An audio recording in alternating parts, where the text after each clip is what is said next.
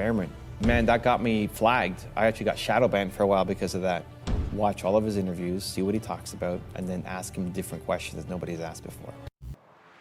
Brando, hey, let me tell you the truth. It's not about who you know, but who knows you. Brando, it's your story. You can rewrite it if you so choose. It's your life. You decide those moves. Brando, you want to talk about getting the bag? He built a 7-figure brand from scratch.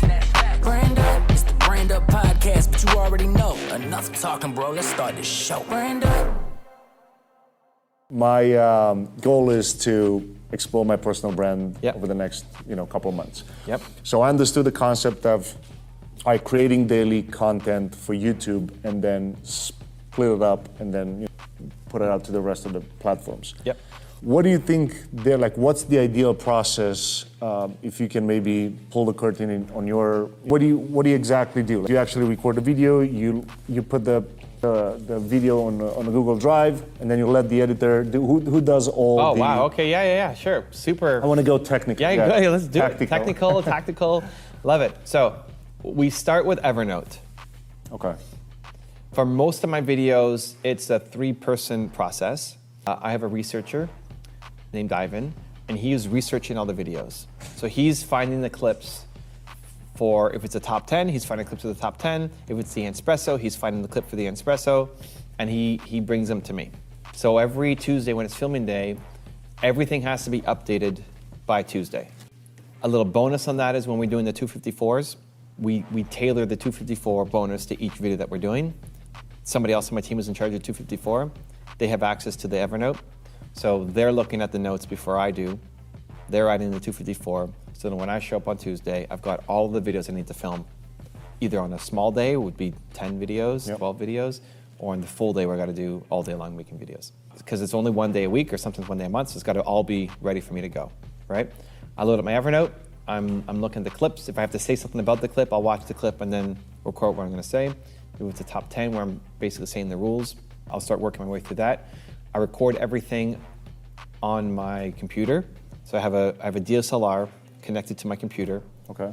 I didn't even know you could do that, but there's a device called Elgato, which means the cat.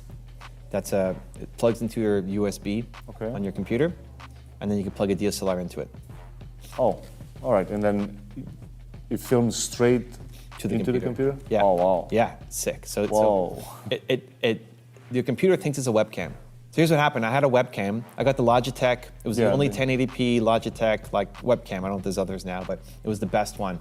And then I'm on a Zoom call with a buddy of mine, Jeremy, and like, dude, how do you look so clear? Like, I have the best webcam you can buy, and you look 10 times better than I do. What are you doing? Like, oh, I just use Elgato. Like, what the heck is that? So like that day I bought Elgato. It's not expensive, like $100 or something. Yep. And then you could plug in your DSLR into it. I bought a plug from my camera so they can go into the wall so you're not running out of batteries as you're going through it. That you can just get on Amazon. And then, so it acts as the webcam for my computer. I have a boom mic, so I have a mic that's over my head that sometimes you can see it in older videos in front of my face. Yep. I moved it so it's above my head. I used, what's that silver one called? The Bluetooth one, the Blue Yeti. The Blue Yeti, yeah. I mean, it's a standard. I used that for a long time, and then I wanted to up my audio game, so I went to a microphone store, and I said, I need a microphone without having to build out a full studio with soundproof walls and everything. So he gave me this really specific microphone that singers use or rappers will use because it's a really narrow field of focus. So it's only covering, like, if it's above my head, it only covers this, right? So there can be something else happening behind, I won't pick it up. So now it's just slightly out of frame. It's like right here. So you can't see it, but it picks up good audio. Good audio. I record the files. Usually I'll record it one at a time. So I won't make all the top 10s together. I'll make one top 10 and then another top 10 and put it in a folder. So it'll be Bill Gates, Oprah Winfrey, whatever. Drop it in that folder. We use Dropbox. So me and my main editor, Christina, have a shared Dropbox folder. In there, I'll put the date, so 2019, whatever, and in there will be top 10, and in there will be each breakdown, and I just drop the folder in, drop the file into the folder, and it goes to her. You save so much time with the Elgato thing. You don't need Oh my gosh. transfer. Yeah, ridiculous, yeah. It's crazy. If you need the lens, I can tell you it. I don't. Danny probably knows, but gear. Yeah, with gear we good. All right. So then I got that process. So that saves me a lot of time. Yeah, so then she'll take it, she'll edit it, she'll look at the Evernote file for timestamps and all the notes that have to go along that Ivan, the researcher, created. And Christina and her husband are both full-time working, so I don't know how they split up the work. Tasks. But Christina basically manages her and her husband. Then she'll upload it to YouTube. So after that point, I'm basically not touching it. We'll upload it to YouTube. She uploads it to YouTube. We have our standard description that will be put in. Then she'll make a thumbnail for it. For most of our standard videos, if there's a new video, then I'm more heavily involved because it's a new thing we're testing and I'm playing with. But for our usual stuff that's going up, she uploads it, she puts a thumbnail on it. My researcher will title it, put it in the description, and then it goes live. When is the researcher sending that information to Christina? So he's putting it on YouTube himself. He's titling it. Okay. And he's putting in the description. She's doing the upload of the video.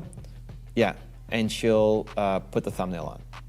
So the design she'll do, right? So like creating the content, uploading it, put it on the schedule, making a thumbnail, all visual stuff. He will then go in and work on what the title is going to be and what's going to be in the description.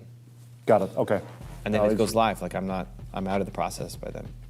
No, it's so much clearer now. Brand up.